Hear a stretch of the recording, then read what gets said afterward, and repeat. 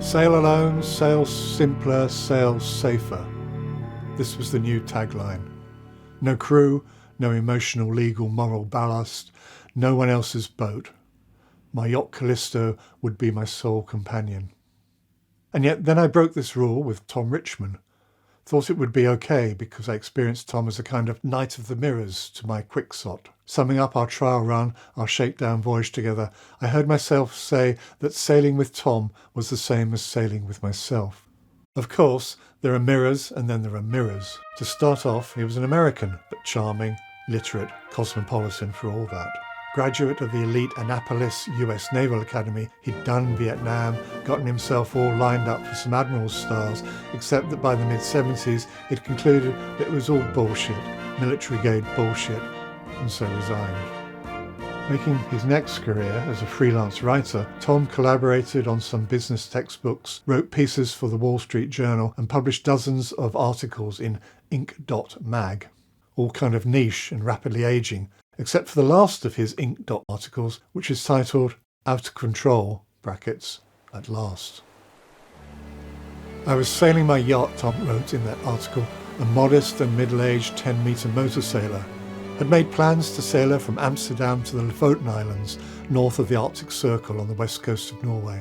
Boy, had I made plans. They were tabulated on my laptop and plotted on charts.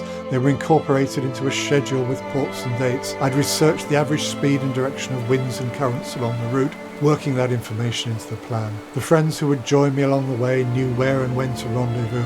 I'd prepared checklists outlining their shipboard duties. I'd laid in a supply of engine parts and fluids. I'd stocked the galley.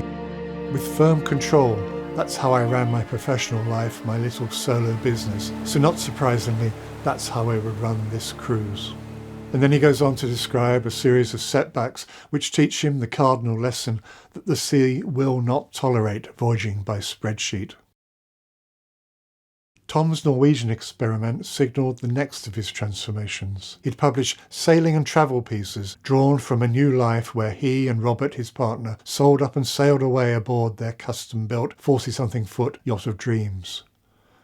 When we met, this bespoke boat was still mid-build, and so, eager to log some long-distance sea miles, Tom was enthusiastic to share the first chapter of my own sell-up-and-sail dream, and help me move Callisto 1,100 miles from Shoreham towards Lisbon. Both of us cautious voyagers, we chose the long way, the old sailing ship route, and headed pretty well due west out of the Channel. Encouraged by comfortable northeasterly breezes, we passaged safely well away to the west of the line of 4,000-metre underwater cliffs, where whales feed and great gale-driven Atlantic waves roll over and break small boats storm-bound in the Bay of Biscay. Early August weather, the Atlantic still in benign temper, and two-man crewing with Tom was easy travelling. When both of us were up and about and chatting, we mainly scrutinised the details of that new boat of Tom's, every aspect of its fitting out. Sea toilets, vacuum or otherwise.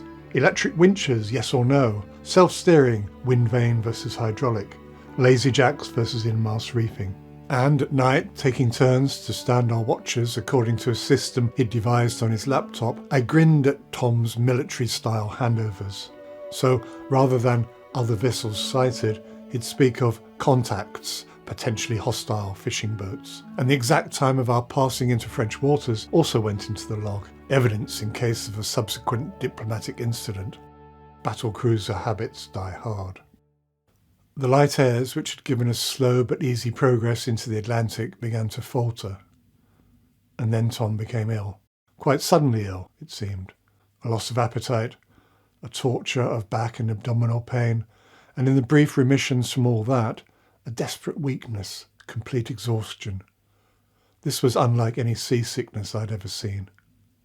With Tom unable to shift from his bunk, we abandoned the laptop watch system. I kept Callisto moving as best the winds would allow, sometimes motored for a few hours, sometimes dropped the sails and endured her roll and wallow in the calms. I slept as the need took me, trusting that our position well to the west of modern commercial shipping routes made long the odds of a collision, while no one kept watch. Tom started saying dramatic things about our having to change the plan, get some help if this continued much longer. Annoyed, I looked at the chart and considered our position 200 miles from any land. We had not enough diesel to motor that distance, and even if I used the sat phone to mayday up a rescue, we'd still be out there on our own for another day or so. But mainly I judged this not to be a life and death situation. Nothing going on here to justify a mayday call.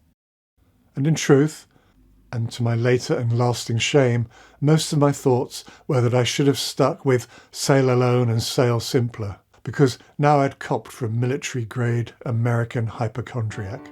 All this nonsense about Tom being my mirror. No, a true knight of the mirrors would just snap out of it, take a few painkillers and get back to helping me point Callisto in the direction of Lisbon. Which of course he did. On the third day, Tom declared himself ready once more to take his turn on deck, help tack the boat when the wind shifted, man the helm when we had to motor. I'm unsure what really drove this resurrection, but my painful suspicion in hindsight is that it was nothing about just snapping out of endemic North American self-obsession. More likely, what Tom actually had to do was screw up all his remaining physical strength and force himself out of that bunk in an heroic application of sheer mental toughness way beyond my limited understanding or capacity. The remainder of the voyage was uneventful. We picked up the prevailing northerly wind down the coast of Portugal, and soon we were heading up the River Tejo in warm sunshine, photographing Belém's Ocean Explorer Monument and tying up on a pontoon near the Lisbon cruise liner terminal. Tom wrote a piece about our trip for the Wall Street Journal travel section. It ended with us sharing a farewell meal in the Doca de Alcantara's floating Chinese restaurant. He wrote that the look which passed across the table between us said we both felt cheated because nothing had gone wrong, because we'd enjoyed none of the drama normally associated with crossing the notorious Bay of Biscay, because there'd been no storm damage, no storms, no leaks or failed equipment, no running out of food or water, or even kitchen roll. Omitting any mention of his days lying sick in his bunk, the main theme of Tom's article was just how well prepared both we and Callisto had been. Such good seamanship. But then, a few weeks after his return home, I downloaded another email from him.